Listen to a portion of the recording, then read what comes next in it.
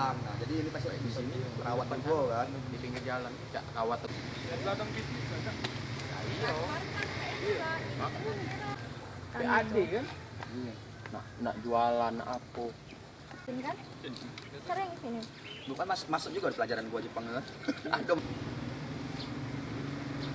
Jalan ini tembusan tajam.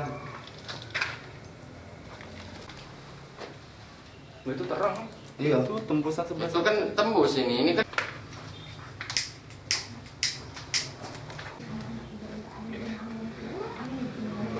Ini kalau dibersihkan. Mana boleh kan? Iya, kartu kabar dulu. Sekarang udah di Gadung kan? 6 kilometer ya. Ini aja udah geser.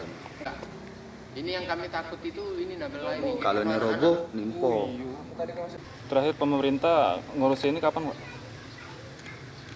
1 tahun yang lalu pemerintah untuk mengurusi gua Jepang ini, namun tidak ada berkelanjutannya.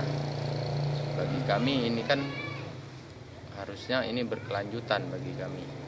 Kami sangat mengharapkan ulur tangan dari pemerintah kota agar kiranya dapat melestarikan cagar budaya yang sejak peninggalan zaman nenek moyang kita ini gua Jepang di kilometer 5 ini.